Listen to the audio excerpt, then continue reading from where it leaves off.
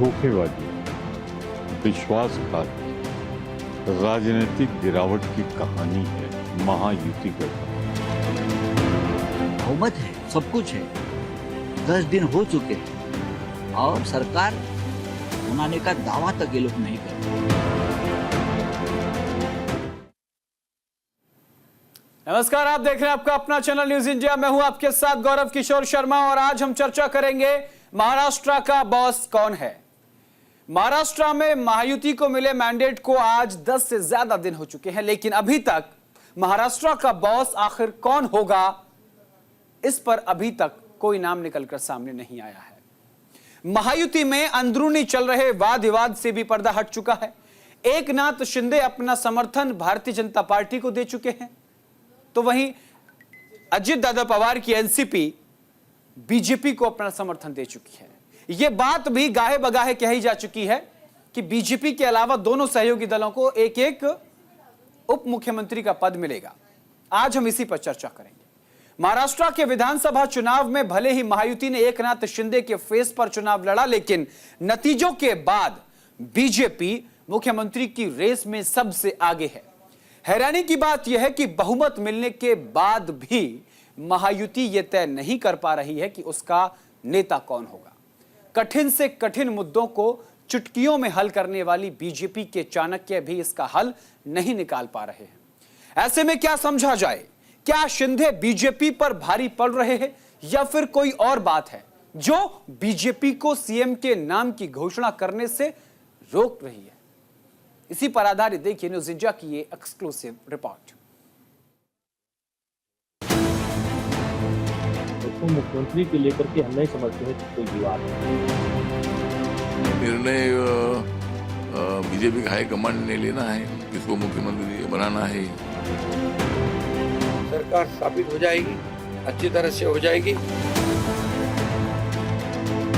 सरकार बनाने के लिए बहुमत का सबसे बड़ा रोल होता है, यानी चुनाव में जनता जिसे बहुमत देती है वही उस सूबे का बॉस बनता है। ये बहुत ही साधारण सा नियम है, चाहे केंद्र हो या फिर राज्य। सभी जगह इसी प्रक्रिया के तहत सरकारें बनती हैं और गिरती भी हैं। सत्ता में आने के लिए भी बहुमत चाहिए और सत्ता में बने रहने के लिए भी बहुमत ही चाहिए। यानी कि राजनीति में बहुमत नहीं तो सत्ता नहीं, ये सीधा सा फॉर्मूला है और इसी फॉर्मूले से देश के प्रधानमंत्री और मुख्यमंत्री बनते हैं।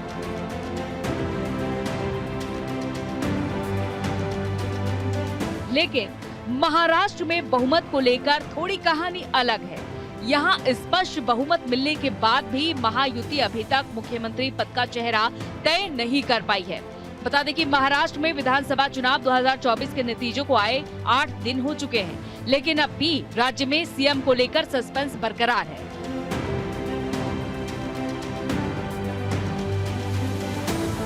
महाराष्ट्र विधानसभा चुनाव में जीत के बाद सरकार महायुति की बनेगी, ये तो तय हो गया है, लेकिन मुख्यमंत्री कौन होगा ये अब तक तय नहीं हो पा रहा है। कोई किसी प्रकार की कोई रस्साकसी नहीं है, कोई विवाद नहीं है और ऐसा तो है नहीं कि 2 दिन लेट हो जाने के बाद कोई दूसरी पार्टी का मुख्यमंत्री बन जाएगा। तो भारतीय जनता पार्टी और जो हमारे सहयोगी दल हैं उनसे बैठ करके बात हो रही होगी। अगर छोटे मोटे इशू होंगे भी तो निपट जाएंगे, तो उसको मुख्यमंत्री के लेकर के हम नहीं समझते हैं कि कोई विवाद है। हैरानी की बात तो ये है कि सीएम के शपथ ग्रहण की तारीख का ऐलान कर दिया गया है, लेकिन लोगों को मुख्यमंत्री के चेहरे का इंतजार है और ये बताया जा रहा है कि एकनाथ शिंदे गृह विभाग की मांग को लेकर जिद पर अड़े हैं। हालांकि तमाम अटकलों के बीच एनसीपी के अजित पवार ने खुलासा किया कि देवेंद्र फडणवीस महाराष्ट्र के नए सीएम होंगे, लेकिन इसको लेकर ना तो बीजेपी की ओर से अभी तक कोई बयान जारी हुआ है और न ही एकनाथ शिंदे ने इस पर कुछ भी बोला है।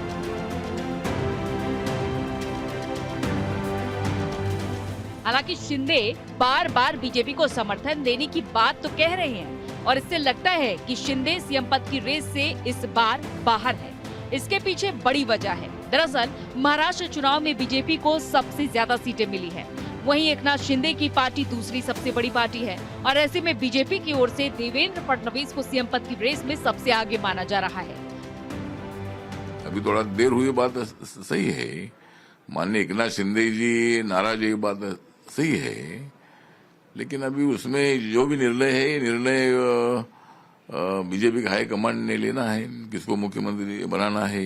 एकनाथ शिंदे जी ने तो अनाउंस किया है कि मैं अभी इस रेस में नहीं हूँ, तो अभी इस रेस में तो मुझे लगता है कि अजीतदादा पवार साहब ने बोला है कि मैं रेस में नहीं हूँ, तो अभी रेस में देवेंद्र फडणवीस जी नजर आते हैं। और बीजेपी की सीट भी ज्यादा आई है, बीजेपी के पास 132 सीट आई है, उसके साथ 7 लोगों ने उनको सपोर्ट किया है, तो 139 सीटें अभी बीजेपी के पास है और 41 सीटें अजीतदादा पवार जी की है। ये मिलाकर मुझे लगता है कि 180 सीट होती है। राजधानी दिल्ली से लेकर मुंबई तक बैठकों का दौर लगातार जारी है। सूत्रों की माने तो मुंबई में महायुति के बड़े नेताओं एकनाथ शिंदे, देवेंद्र फडणवीस और अजित पवार की बैठक होनी है, जिसके बाद महाराष्ट्र के सीएम का ऐलान होगा।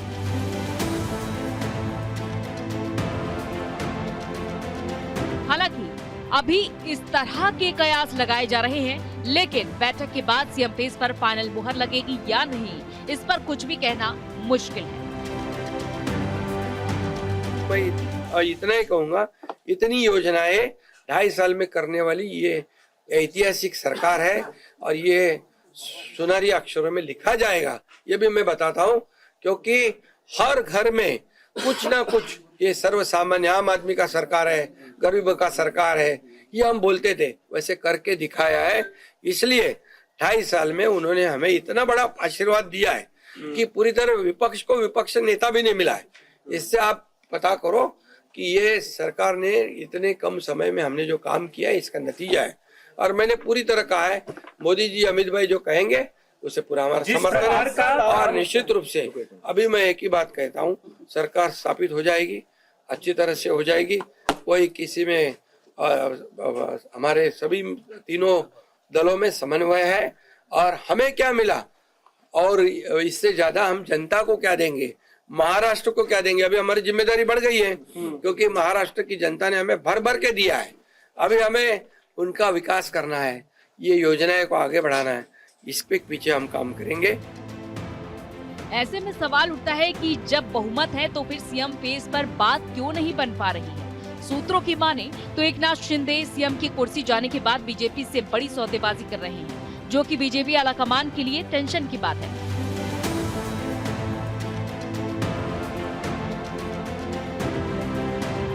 दरअसल एकनाथ शिंदे का गुट महाराष्ट्र की नई सरकार में उप मुख्यमंत्री पद के साथ ही गृह वित्त मंत्रालय समेत कुल 9 बड़े विभागों की मांग कर रहा है और इन मांगों पर आगामी बैठक में फाइनल मुहर भी लग जाएगी और उसके बाद महाराष्ट्र की जनता को नया सीएम मिल जाएगा।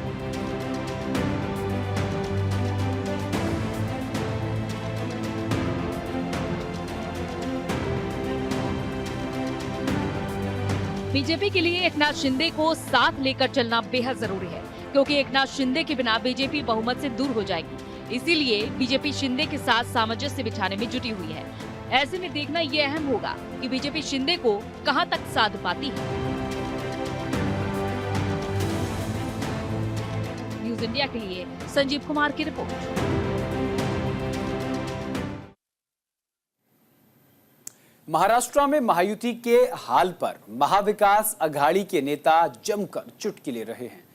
नतीजों के 8 दिन बाद भी महायुति में अपना नेता चुनने की प्रक्रिया जारी है। अब तक जितनी बार अपने नेता को ढूंढने की कोशिश की, उतनी बार नाकामी ही हाथ लगी। ऐसे में महाराष्ट्र की जनता के साथ साथ विपक्ष पूछ रहा है कि महायुति महाराष्ट्र को सीएम कब देगी। ये रिपोर्ट देखिए। धोखेबाजी, विश्वासघात, राजनीतिक गिरावट की कहानी है महायुति गठबंधन। बहुमत है, सब कुछ है, 10 दिन हो चुके हैं और सरकार बनाने का दावा तक ये लोग नहीं करते। महाराष्ट्र की राजनीति में भले ही बीजेपी ने सबसे ज्यादा सीटें जीती हों, लेकिन राजनीति के केंद्र में एकनाथ शिंदे ही हैं। बीजेपी भी अच्छी तरह इस बात को समझती है। उधर शिंदे भी मौके की नजाकत को अच्छी तरह समझते हैं। वो जानते हैं कि बीजेपी उनके बिना एक कदम भी आगे नहीं बढ़ सकती है। इसी का फायदा उठाकर एकनाथ शिंदे बीजेपी के सामने अपनी मांगे रख रहे हैं, जो बीजेपी के लिए मुसीबत बन रही है। ऐसे में बीजेपी के आगे कुआं और पीछे खाई वाली स्थिति पैदा हो गई है। बीजेपी समझ ही नहीं पा रही कि महाराष्ट्र में शिंदे के इस तिलिस्म को वो कैसे तोड़े। महाराष्ट्र में मुख्यमंत्री एकनाथ शिंदे के नेतृत्व में चुनाव लड़ा गया, लेकिन बीजेपी नेताओं का कहना है कि जनमत का अनादर नहीं किया जाना चाहिए, यानी जिसके पास ज्यादा सीटें उसी पार्टी का सीएम होना चाहिए। बीजेपी प्रदेश अध्यक्ष बावन कुले ने कहा, शिंदे ने डबल इंजन सरकार की सच्ची ताकत का प्रदर्शन किया है। उन्होंने राज्य के विकास को अपनी व्यक्तिगत महत्वाकांक्षा से ऊपर रखा है। हमने एक सहयोगी के तौर पर उनसे जो कुछ मांगा, उन्होंने हमारी हर मांग को माना और उसका सम्मान किया। पंतप्रधान नरेंद्र मोदी जी के नेतृत्व में महाराष्ट्र में महायुति को ऐतिहासिक विजय मिला है। आज तक सबसे बड़ा मैंडेट महाराष्ट्र में महायुति को मिला है और महायुति सरकार का शपथ ग्रहण समारोह माननीय पंतप्रधान नरेंद्र मोदी जी के उपस्थिति में मुंबई के आजाद मैदान पर 5 दिसंबर 2024 को 5 बजे होगा और जो महाराष्ट्र की जनता इस ऐतिहासिक शपथ ग्रहण समारोह का इंतजार कर रही थी, वो इंतजार अब खत्म हो गया। मैं महाराष्ट्र की जनता को बहुत बहुत शुभकामनाएं देता हूँ।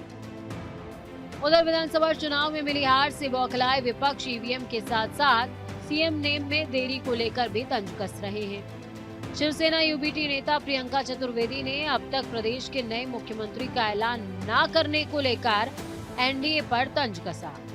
उन्होंने कहा, सारे बाराती आ रहे हैं लेकिन कोई नहीं जानता कि दूल्हा यानी सीएम कौन है। इसके जवाब में बीजेपी ने भी तंज कसते हुए जवाब दिया। बीजेपी प्रदेश अध्यक्ष बावन कुले ने कहा, महाविकास अघाड़ी में चुनाव से पहले ही सीएम पद के लिए 8 उम्मीदवार थे। एमवीए के प्रत्याशी सीएम बनने के लिए चुनाव में लड़ रहे थे और हम महाराष्ट्र के 14 करोड़ लोगों की बेहतरी के लिए चुनाव मैदान में थे। इसी बीच कांग्रेस सांसद प्रमोद तिवारी का भी बयान सामने आया। उन्होंने बीजेपी पर निशाना साधते हुए कहा, बीजेपी ने शिंदे को मक्खी की तरह बाहर फेंक दिया है। एकनाथ शिंदे विश्वासघात की सजा भुगत रहे हैं। धोखेबाजी, विश्वासघात की राजनीतिक गिरावट की कहानी है महायुति गठबंधन।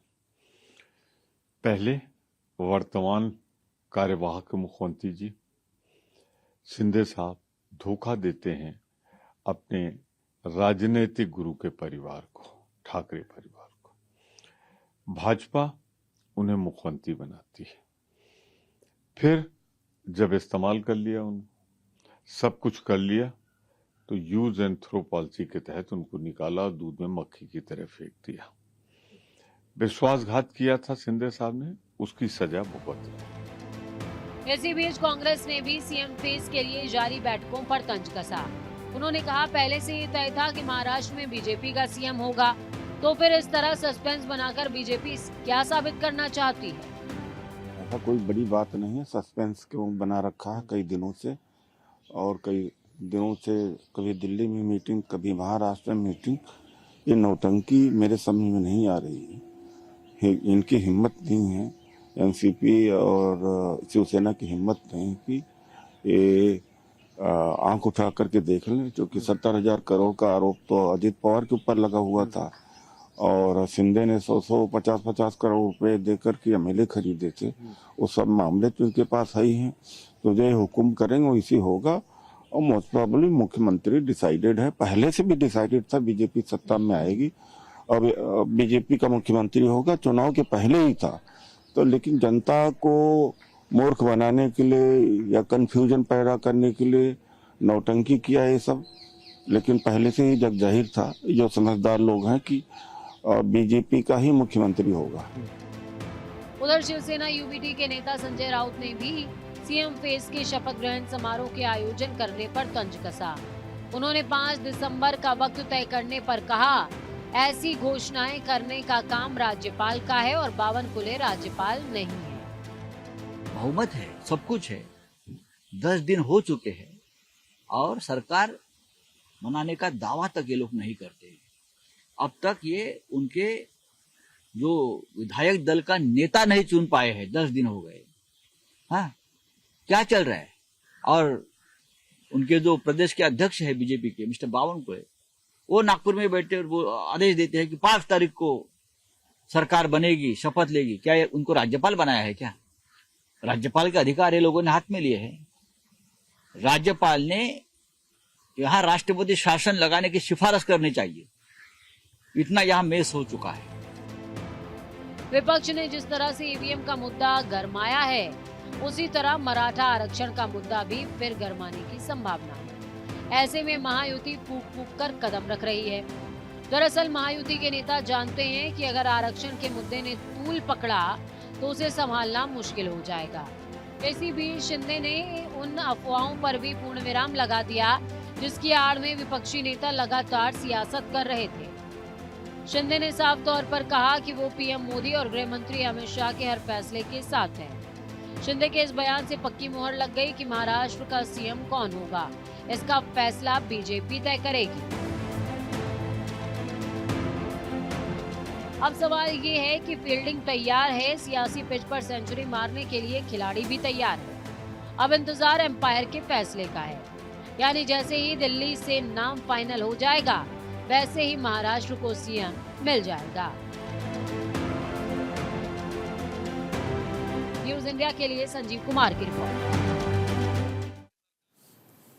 आखिर महाराष्ट्र में पेंच कहां फंसा हुआ है जो इतनी बैठकों के बाद भी महायुति में सीएम के नाम पर मोहर नहीं लग पाई है? हालांकि दिल्ली से लेकर महाराष्ट्र तक इसकी चर्चा हो रही है, फिर भी पता नहीं चल पा रहा है कि महाराष्ट्र का मुख्यमंत्री कौन होगा।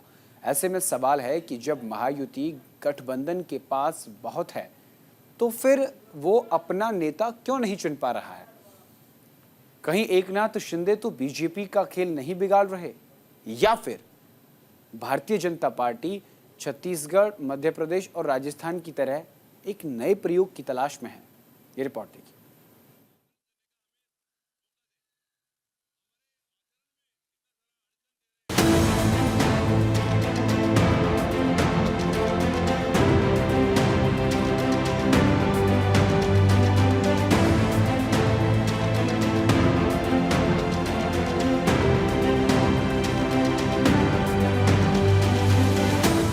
महाराष्ट्र में सीएम फेस को लेकर जो सस्पेंस बना हुआ है, उसके पीछे असल वजह क्या है? जब महायुति के पास पूरा मौका है कि वो आसानी से सरकार बना सकती है, महायुति के पास बहुमत से ज्यादा सीटें हैं, तो फिर ऐसी क्या वजह है जो महायुति को सरकार बनाने से रोक रही है? ये सवाल है जो आजकल हर किसी के दिमाग में कौंध रहे हैं। इन सवालों के जवाब आज हर कोई जानना चाहता है, लेकिन हैरानी की बात यह है कि इन पर ना तो महायुति के नेता बात कर रहे हैं और ना ही विपक्षी नेता कुछ स्थिति साफ कर रहे हैं। कुल मिलाकर देखा जाए तो महाराष्ट्र का सीएम पेस एक पहेली बन गया है। मेरा ख्याल से तो अभी और 8 दिन नहीं बन सकती ऐसी स्थिति है, क्योंकि भारतीय जनता पार्टी में शायद नेतृत्व का सवाल होगा, इसलिए ये प्रोसेस बाकी है। और मुझे नहीं लगता 8 दिन, अभी और 1 हफ्ता तो भी ये प्रोसेस होगी। एकनाथ शिंदे और बीजेपी के बीच ना तो बात समर्थन देने पर फंसी है और ना ही सीएम पद को लेकर मनमुटाव की कोई बात अब तक सामने आई है। असल मामला मंत्रालय के बंटवारों पर आकर फंस गया है। दरअसल एकनाथ शिंदे जानते हैं कि महाराष्ट्र में उनकी वो स्थिति नहीं है जो उन्हें सीएम की गद्दी पर बिठा सके। महाराष्ट्र की जनता ने ये मौका सिर्फ और सिर्फ बीजेपी को दिया है। जनता ने भले ही महायुति को बहुमत दिया हो, लेकिन सीएम पद बीजेपी की झोली में डाल दिया है और इसीलिए एकनाथ शिंदे सीएम पद का दावा नहीं कर रहे हैं। वो जानते हैं कि ये कभी नहीं होने वाला है। बीजेपी ने भले ही शिंदे को आगे कर विधानसभा चुनाव लड़ा, लेकिन जनता ने बीजेपी को ज्यादा सीटें देकर पासा ही पलट दिया। चुनाव के दौरान माना जा रहा था कि शिंदे एक बार फिर महाराष्ट्र की कमान संभालेंगे, लेकिन जब नतीजे सामने आए तो पूरा खेल ही पलट गया। अब बीजेपी सत्ता में आने का दम भर रही है। गृह मंत्रालय, दिव्यांगता कल्याण शिक्षा मंत्रालय, जल आपूर्ति विभाग, सोशल वर्कर एम्प्लॉयमेंट विभाग, मृदा और जल संरक्षण विभाग, इंडस्ट्री विभाग, सार्वजनिक स्वास्थ्य और परिवार कल्याण विभाग, अल्पसंख्यक विभाग, स्कूली शिक्षा विभाग, राज्य उत्पाद विभाग। सूत्रों की माने तो ये वो 10 विभाग हैं जिन पर एकनाथ शिंदे अड़े हुए हैं। वो ये चाहते हैं कि महाराष्ट्र का सीएम भले ही बीजेपी का हो, लेकिन ये विभाग उनके पास यानी कि एकनाथ शिंदे के पास रहें। बीजेपी के लिए शिंदे की यही मांग गले की फांस बन चुकी है। इसीलिए महायुति में बैठकों के जरिए बीच का रास्ता निकालने की कोशिश हो रही है। बीजेपी आलाकमान लगातार कोशिश कर रहा है कि एकनाथ शिंदे इन मंत्रालयों की जिद छोड़ दें, जिससे कि महाराष्ट्र में महायुति की सरकार बने। लेकिन पिछले कुछ दिनों में हुई बैठकों से पता चलता है कि विभागों के बंटवारों पर डील फाइनल नहीं हो पाई है। अगर ऐसा होता तो महायुति को सरकार बनाने में देर नहीं लगती। झारखंड आप जीतो, ठीक है, जम्मू और कश्मीर आप जीतो, ठीक है, पर महाराष्ट्र हमें जीतना है किसी वक्त, तो महाराष्ट्र जीतेंगे। आप यहाँ वहां आप जीतते रहो, ठीक है। तो क्यों हम इसलिए ये सवाल नहीं उठा रहे हैं क्योंकि हम हारे हैं महाराष्ट्र। ये बिल्कुल असंभव है, ये नतीजा बिल्कुल असंभव है और इसको कोई समझ नहीं सकता। ये एक दो कारण यहां वहां लोग लिखते रहते हैं, ये चुनाव के नतीजे के बाद इनको ज्ञान आता है। चुनाव के नतीजे के पहले ये ज्ञान नहीं था। सब लोग ज्ञानी बन गए चुनाव के नतीजे के बाद कि बीजेपी को इसलिए इतनी भारी बहुमत आई, स्ट्राइक रेट 90%, 95%, ये कभी हुआ है? अद्भुत है, चौंका देने वाली है। इसी बीच सवाल उठता है कि आखिर एकनाथ शिंदे इन विभागों की मांग क्यों कर रहे हैं? वो इन 10 विभागों को अपने पास क्यों रखना चाहते हैं? दरअसल ये सभी विभाग एकनाथ शिंदे के पास हैं, इसीलिए वो चाहते हैं कि ये विभाग बीजेपी सरकार में भी उनके पास रहें। यही बात है कि बीजेपी को रास नहीं आ रहा है।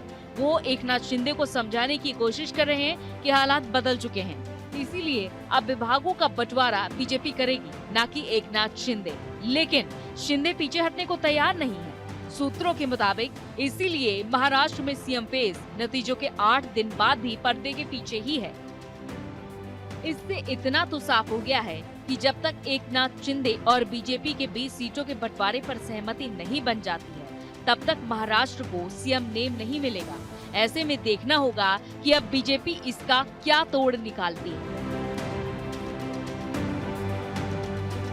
न्यूज़ इंडिया के लिए संजीव कुमार की रिपोर्ट। हालांकि महाराष्ट्र का बॉस कौन होगा, ये बीजेपी की विधायक दल की बैठक में नाम तय हो जाएगा। पर्यवेक्षक जो है वो महाराष्ट्र के लिए रवाना हो जाएंगे। फिलहाल के लिए मेरे साथ इस बुलेटिन में इतना ही। देश और दुनिया की तमाम बड़ी और अहम खबरों के लिए देखते रहिए सिर्फ न्यूज़ इंडिया। नमस्कार। धोखेबाजी, विश्वासघात, राजनीतिक गिरावट की कहानी है महायुति गठबंधन। बहुमत है, सब कुछ है, 10 दिन हो चुके हैं और सरकार बनाने का दावा तक ये लोग नहीं कर रहे।